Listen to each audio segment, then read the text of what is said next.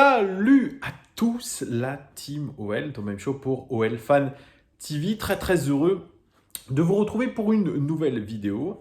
Cette fois-ci, encore une fois, en nocturne, mais de chez moi. Alors, j'aimerais vous parler d'un sujet qui, je pense, aujourd'hui, pour tout supporter de l'OL, tient à cœur. Il y a eu beaucoup de sujets sur les réseaux sociaux, beaucoup d'interrogations de la part des supporters.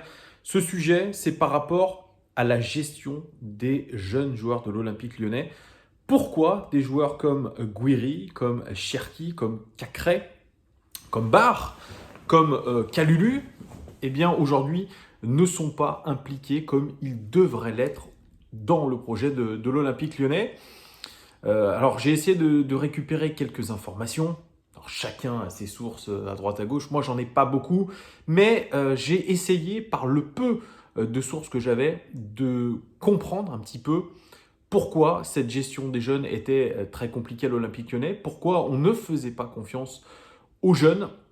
Alors, beaucoup sur les réseaux sociaux disent que c'est une honte aujourd'hui de vouloir se séparer de Amine Gouiri, par exemple, de ne pas faire jouer Maxence Cacré, pareil, de laisser sur le banc trop régulièrement Ryan Cherki, même s'il a 17 ans, se passer de Barre aussi en tant que latéral gauche, alors qu'on sait que nos titulaires ne sont pas extraordinaires. Pareil, pourquoi ne pas avoir déjà intégré Pierre Kalulu? On essaye de le faire signer professionnel, son premier contrat professionnel. On essaye de le mettre soit latéral droit, soit défenseur central.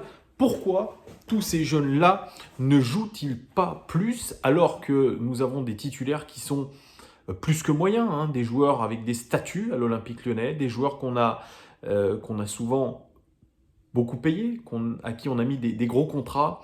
Eh bien finalement, la réponse, elle est un petit peu dans la question. C'est quelque chose, moi, que j'y pensais, mais on me l'a confirmé aujourd'hui. Ce qui prime à l'Olympique Lyonnais, ce n'est pas le statut du joueur, mais ce que on l'a payé sur le marché des transferts. Et surtout le montant de son salaire annuel. On le sait, des joueurs comme Traoré, comme Cornet, qui ont été prolongés, eh bien, ont une certaine cote sur le marché des transferts. Et pour que ces joueurs gardent une certaine cote sur le marché des transferts, eh bien, ils ne doivent pas rester sur le banc des remplaçants, ils ne doivent pas tomber dans la hiérarchie. C'est une question économique, c'est une question qui vient finalement corroborer un petit peu tout ce qu'on pensait jusque-là. Je crois que les décisions, elles viennent de bien plus haut à l'Olympique Lyonnais, mais ça, ce n'est pas un secret de polichinelle. Quand j'avais croisé Jérémy Morel en fin de saison dernière, il m'avait dit que ce n'était pas Bruno Genesio qui faisait l'équipe, mais ça venait plutôt du clan Gérard Houllier, Jean-Michel Aulas. Et il se pourrait bien que ce soit exactement la même chose concernant la gestion des jeunes et sur le fait de laisser sur le terrain des joueurs qui ne donnent pas satisfaction, mais qui ont une sorte de totem d'immunité. Ça viendrait de Jean-Michel Aulas, de Gérard Houllier, qui réfléchissent, vous le savez, plus avec le côté pécunier, avec le côté économique, gestion économique, et qui finalement ordonnent un petit peu à l'entraîneur de les faire jouer pour qu'ils gardent une cote intéressante sur le marché des transferts. Eh bien moi sincèrement, je pense que c'est une des réponses plausibles, voire la raison la plus plausible, c'est de ne perdre le moins possible d'argent. Alors, vous allez me dire, il y a cette jurisprudence Mapou Yangembiwa. Mapou Yangembiwa, sur ses 5 années de contrat négociés à 250 000 euros par mois hors prime, eh bien, il aura coûté la modique somme de 34 millions d'euros à l'Olympique Lyonnais sur 5 ans. C'est absolument démentiel. La faute, elle est imputée au recrutement, aux recruteurs. Alors, je suis d'accord avec vous, on ne peut pas avoir toujours raison sur le recrutement, mais ces erreurs de casting, elles coûtent très cher, puisque les agents demandent la plupart du temps des contrats à rallonge, avec des contrats incluant des primes spécifiques. On sait notamment via Mediapart que notamment Bertrand Traoré a des primes à tiroir. Bien sûr, il y a la prime d'éthique, il y a la prime de s'il marque tant de buts dans le championnat, s'il est sacré meilleur joueur africain de l'année, etc. C'est une participation en Ligue des Champions. C'était le cas aussi dans le contrat de Kenny Tété. Donc, effectivement, les contrats négociés par les agents sont absolument démentiels aujourd'hui. Donc, effectivement, l'OL se doit, même si le joueur n'est pas bon, se doit de le faire jouer parce qu'en cas de volonté de revente, eh bien, il faudra quand même garder la valeur du joueur, ne pas perdre encore plus d'argent sur le joueur. Donc ça peut paraître très plausible. Je donne l'exemple de Florian Thauvin. Florian Thauvin, blessé pendant 1 an et demi, champion du monde, blessé pendant quasiment un an et demi avec l'Olympique de Marseille. Eh bien, aujourd'hui, on apprend que sa cote a dégringolé. Il coûterait aujourd'hui à un club qui voudrait l'acheter entre 7 et 10 millions d'euros. Donc vous voyez, la cote d'un joueur, elle peut vite dégringoler. Donc l'Olympique Lyonnais essaye de sauver un petit peu les meubles, ce qui, un petit peu, eh bien, est négatif et défavorable pour les jeunes joueurs qui sont dans notre effectif. Alors on parle de Amine Gouiri. Amine Gouiri, comme je l'ai assez souvent répété, je pense que c'est quelqu'un qui, malheureusement, n'a pas montré, quand il est rentré en jeu, quand il a eu ce peu de temps de jeu, bien sûr, qu'il a eu, il n'a pas montré qu'il pouvait apporter une plus-value à l'Olympique Lyonnais. Il n'a pas montré peut-être assez de qualité, et on le sait, un joueur, il a très peu de temps aujourd'hui pour se montrer. Et comme nos jeunes joueurs eh bien, sont dans l'impatience de pouvoir montrer ce qu'ils sont, leur valeur, parce que aussi il y a une pression indirecte des réseaux sociaux, il y a une pression indirecte des supporters, eh bien aujourd'hui on veut prouver assez vite, et je pense que cette pression, Amine Gouiri, il l'a. Alors, il a cette volonté de vouloir s'imposer à l'Olympique Lyonnais depuis des années. Il a refusé des offres de prêt cet hiver. C'est tout à son honneur, mais je crois qu'il faut se rendre à l'évidence pour lui. C'est quelqu'un qui ne fait pas partie des plans de l'Olympique Lyonnais. D'ailleurs, la communication va un petit peu dans ce sens, que ce soit David Barbet, que ce soit Juninho, que ce soit tous les responsables, eh bien, ils disent que si Amine Gouiri veut partir, eh bien, la porte sera grande ouverte pour lui. Malheureusement, la même chose que pour Barre, je l'ai un petit peu évoqué, lui aussi ne fait pas partie des petits papiers de l'Olympique Lyonnais, de Rudy Garcia, qui le trouve bien trop tendre. Moi, c'est ce que j'ai dit, c'est quelqu'un qui manque de personnalité. Maxence Cacré, qui a pourtant fait de quelques belles prestations, c'est vrai, eh bien lui non plus n'a pas été dans l'incontinuité, on ne lui a pas laissé l'opportunité d'être dans la continuité de ses bonnes prestations, tout simplement parce que eh bien, la concurrence avec, comme je vous ai dit, des joueurs achetés à un gros prix, notamment des Thiago Mendes, on peut le citer, Thiago Mendes, même peut-être un petit peu Gianluca de temps en temps, qui pouvait lui passer devant dans la hiérarchie. Et bien voilà, et bien on pris le pas sur lui. Alors il y a aussi cette gestion des jeunes, vous savez, tu joueras tant la première année, tu joueras tant la deuxième année, etc. Ce sont des contrats évolutifs au niveau du nombre de matchs joués. Donc il y a ça aussi, il y a aussi le fait de préserver les jeunes. Mais actuellement, voilà, ces jeunes, eh bien, même si ils semblent être talentueux, ils sont d'une part bloqués par les joueurs avec des gros contrats qu'on a achetés à un certain prix et dont on ne veut pas que la valeur baisse. Et puis, il faut aussi se rendre compte de quelque chose, c'est que peut-être que ces jeunes joueurs ont du talent, mais aujourd'hui ne sont pas assez forts pour prétendre à mieux. Alors, non seulement de par leur personnalité, mais aussi par leur capacité à être décisifs très rapidement et à montrer en tout cas qu'ils ont un niveau suffisant aujourd'hui pour jouer régulièrement sur le terrain. Je prends aussi l'exemple de Ryan Cherki. Ryan Cherki, c'est un véritable talent. C'est quelqu'un qui a quelque chose dans les pieds. Il a un entourage qui est excellent. Il s'est doté d'un préparateur physique personnel. C'est quelqu'un qui est mort de faim, Ryan Cherki. Toutes les sources concordent. C'est quelqu'un qui est mort de faim. C'est quelqu'un qui va tout donner aux entraînements parce qu'il a envie de réussir. Il est motivé, ce garçon. Sauf qu'il faut se rappeler qu'il a seulement 17 ans, qu'il faut qu'il fasse aujourd'hui attention à un risque de blessure accru. Je viens un petit peu sur le volet blessure, puisqu'on l'a remarqué très régulièrement chez nos joueurs lyonnais, parce que je vais citer les exemples des joueurs lyonnais. Récemment, on a eu Amine Gouiri qui s'est blessé au ligament croisé. on a vu derrière que ça a été extrêmement compliqué pour lui de revenir à une place dans le groupe pro, à essayer même de revenir à son niveau. Il était motivé, on a vu sa rééducation, formidable d'ailleurs, avec beaucoup de volonté, mais il a vu que le chemin était compliqué. Dès que vous vous blessez, ça devient dur. Oumar Soleh, la même chose. Déjà qu'il avait des problèmes un petit peu de comportement, d'adaptation, eh bien cette blessure au ligament croisé le condamne, je pense, aujourd'hui pour un poste de défenseur central dans la rotation de l'Olympique Lyonnais. Même chose aujourd'hui, on peut le dire avec Corentin Tolisso. Corentin Tolisso qui est champion du monde, blessé aussi au ligament croisé et régulièrement blessé au Bayern Munich. Et bien aujourd'hui, on lui dit qu'il faut qu'il parte du Bayern Munich. Donc vous voyez, attention à la blessure chez un footballeur. Elle fait très mal. Je peux parler aussi du cas Samuel Umtiti, blessé au genou très régulièrement. Et bien aujourd'hui, il n'est plus dans les petits papiers du FC Barcelone.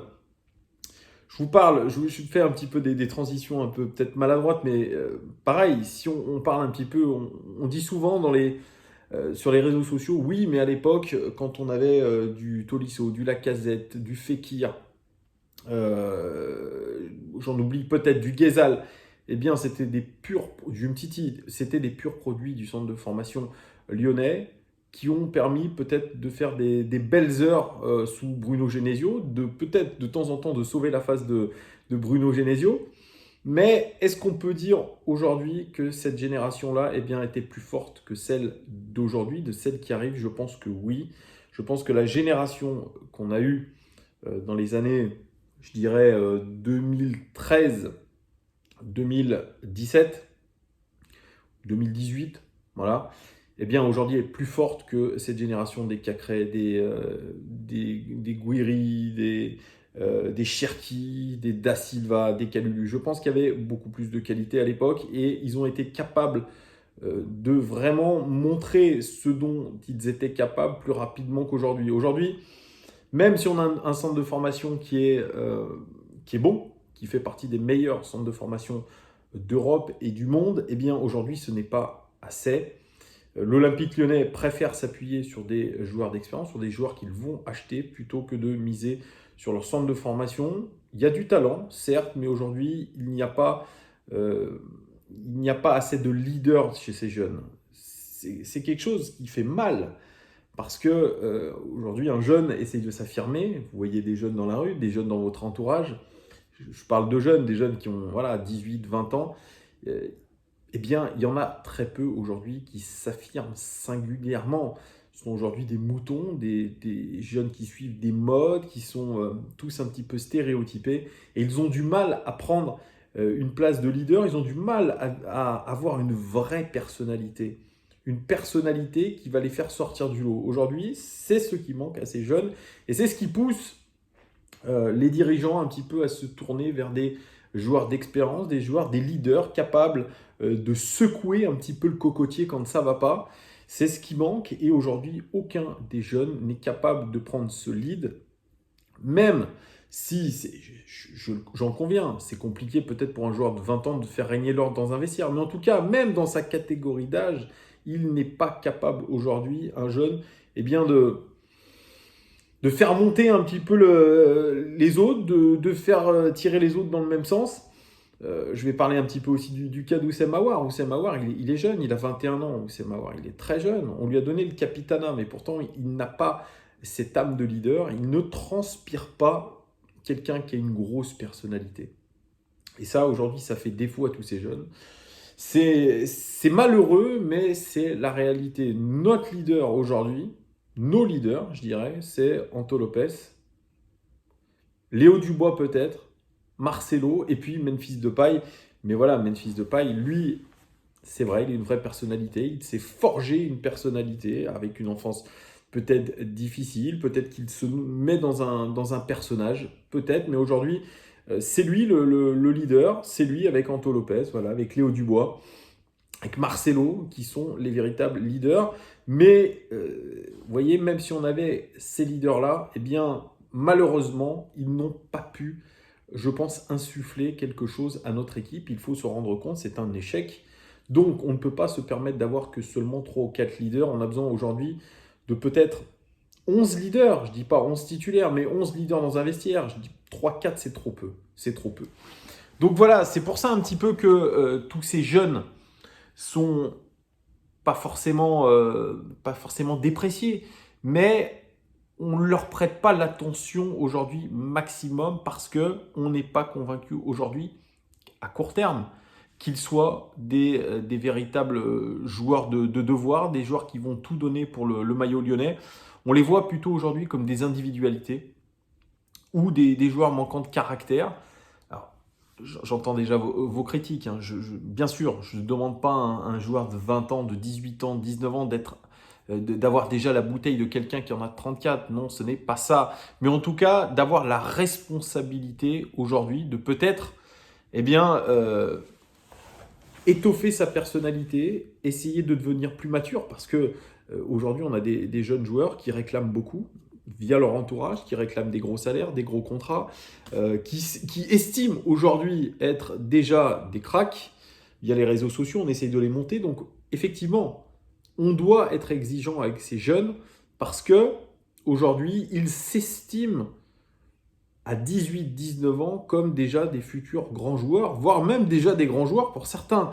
Et c'est pour ça que on doit être un petit peu sévère, on doit les juger tels quels, mais on le voit bien, l'Olympique Lyonnais, la place, elle ne veut pas être vraiment faite aux jeunes. Juninho l'a redit hier, s'il n'y a pas de Coupe d'Europe, évidemment, ça sera beaucoup plus compliqué pour les jeunes de jouer. David Barbet disait dans son live tout à l'heure que au club, on estime qu'il y aura 3 ou 4 jeunes maximum qui auront leur chance. Donc ça fait pas beaucoup. On peut dire Cacré, on peut dire Ryan Cherki, on peut dire Pierre Kalulu s'il signe. Et moi, j'ai un doute encore sur le quatrième. Parce que Amine Gouiri, mine de rien, je ne sais pas s'il est dans les petits papiers du club. On pourrait penser à Florian Da Silva, mais on n'a pas du tout aussi la donne sur sa signature en tant que professionnel. Donc vous voyez, ça va être court. Et on annonce surtout des recrues. Des recrues, oui, des recrues. C'est-à-dire qu'on attend des départs. On attend le départ de Bertrand Traoré. Aujourd'hui, Bertrand Traoré, il dit quelque chose qui est intéressant. Il dit, bon, j'ai pas été toujours très bon à l'Olympique Lyonnais, je le reconnais, mais on m'a fait jouer principalement ailier alors que je suis plutôt un axial. Eh bien, je suis un petit peu d'accord, c'est un petit peu mon regret, je l'avais dit d'ailleurs sur cette chaîne. Je pense que Bertrand Traoré aurait été bien meilleur en tant qu'avant-centre. Et d'ailleurs, il a réalisé, rappelez-vous, lors de sa première saison à l'Olympique Lyonnais, il a réalisé de très bonnes performances quand il était axial. Je le rappelle aussi, quand il était à l'Ajax Amsterdam, c'était un joueur qui très régulièrement se projetait dans la surface de réparation en tant qu'axial. Donc, même si on peut avoir l'impression que ce joueur, avec sa technique un petit peu chaloupée, est un joueur de côté, eh bien, il n'est pas véritablement un joueur de côté. Et il l'a plutôt démontré lors de son parcours à l'Olympique Lyonnais, c'est qu'il n'a absolument pas performé dans ce rôle d'ailier.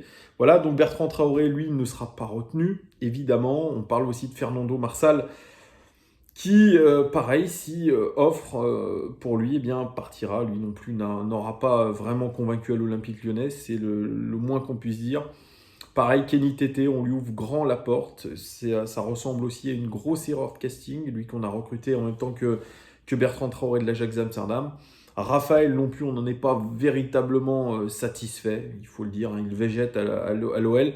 On veut en faire un leader de vestiaire, mais pareil, je vous dis, c'est un petit peu l'échec des leaders à l'Olympique Lyonnais, hein, ces mauvaises performances ces dernières saisons. Donc pareil, on essaye un petit peu de renouveler tout ça, et puis il y aura évidemment des arrivées s'il y a des départs, mais c'est conditionné au fait qu'il y ait des départs. Donc vous voyez, les jeunes, oui, mais on pense plutôt à recruter côté Olympique Lyonnais avec des vrais joueurs de caractère, avec des leaders. Mais vous le savez, c'est tellement compliqué aujourd'hui de trouver un joueur leader qui a entre 25 et 30 ans, qui a de la bouteille. C'est dur, c'est dur, c'est dur. Surtout si vous n'avez pas de Coupe d'Europe, vous cherchez des joueurs à la relance. Ça va être compliqué. On joue beaucoup de choses, je pense, sur cette fin de saison, entre guillemets, avec la Coupe de la Ligue et la Ligue des Champions. C'est clair et net, les gones.